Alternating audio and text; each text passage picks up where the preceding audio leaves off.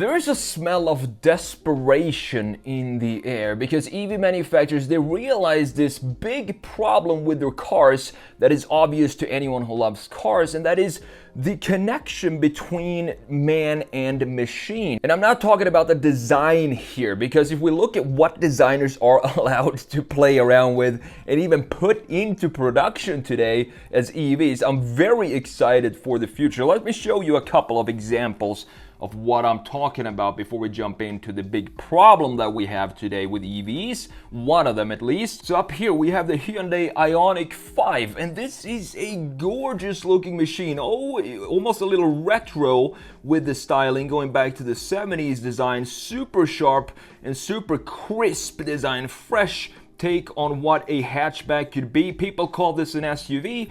I can't call it an SUV because I have no idea what would make this an SUV. And then we have the N-Vision 74 concept by Hyundai as well. Yes, this is just a concept so far, but have a look at this insane design. I made a video on this before here on the channel, this and the other concept that they released based on the Ioniq 6. Let you know what I think about it. And what I think about it is that it's just insane that this is probably, hopefully, I really hope it's gonna be a production car eventually. It's just such a cool retro design that looks retro and futuristic at the same time. It's nuts.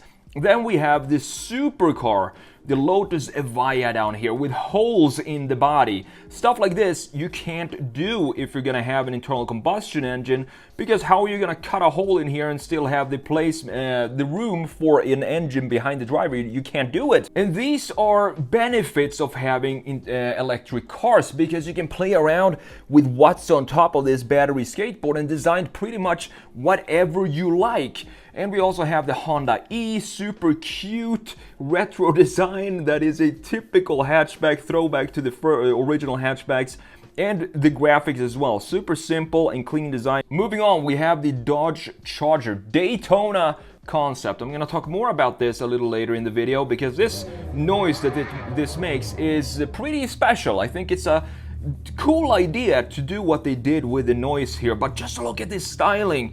Typical Charger 70s muscle car design coming back in electric form. I also love these wheels, and they just showed a red one, I think with smaller wheels but it still looks really good with those smaller wheels. It kind of suits this type of design, because we're used to seeing these muscle car designs not with 22-inch wheels, but with smaller ones like they had back in the day. I also want to throw in the Polestar 02 concept. This also is a concept for now, but they said that it is going to go into production, and so is this Charger Daytona. And what I can promise you is that these two, when they go into production, they're gonna look exactly the same as they do here in concept form. Let's talk about the problem here. We need to talk about the fake exhaust notes. An exhaust note in an internal combustion engine is a necessary byproduct of the mechanical movements that's used to propel the car forward. It has to be there as part of the propulsion system. This, however, is not necessary in an EV. I can give it a little rev from the app here. Oh my god! So why put it there and try to make it into something that it's not? If you want a loud exhaust, just buy a gas car. Instead, what I think EVs should do is just own what they are and embrace it. You are an electric vehicle. You don't have explosions under the hood that generate a sweet rumble, but when you act like you do, you kind of just embarrassing yourself. There's too much simulation, in my opinion, going on with EV sounds, from choosing 3 different spaceship sounds that you have in the EV6, for example, to these exhaust notes from aftermarket companies. I admire the effort. I think it's cool that they're trying to do something about the lack of soul of an EV, but I think the effort here is aimed in the wrong direction. So what's the solution here? How do we make EVs more engaging to drive, more emotional and alive? I honestly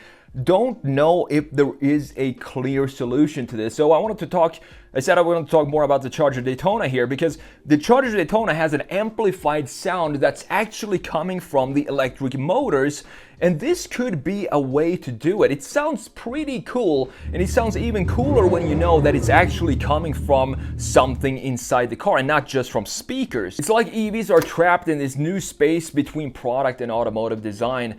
They are insanely quick, but speed is only a small part of what makes driving so enjoyable. To me, it's the lack of effort to bring you to those speeds that are equally impressive in an EV as they are unfulfilling.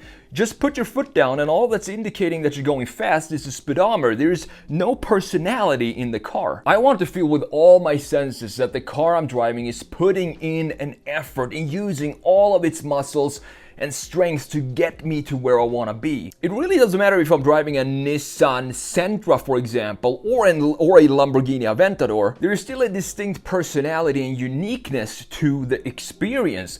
EVs, they simply don't care. They go from 0 to 60 in 3 seconds and just seemed kind of bored by it. It's like scoring the game-winning overtime goal and going straight to the locker rooms to shower. Electric motors, they aren't loud, but maybe we could make them a little bit noisier just for the heck of it and just to get some audible feedback from what's going on. Maybe we can play around with light design in the interior and the exterior of cars that change intensity or color the harder you accelerate. But if we're gonna do that, we're gonna run into a new problem, and that is regulatory problems, obviously. EVs are relatively new, and even though they have a long way to go before coming close to invoke the same emotions as an internal combustion car, I still have hope that people much smarter than me will engineer something that makes them come alive in a new way. Are they impressive from a technological and design standpoint? Absolutely. But so is my iPhone.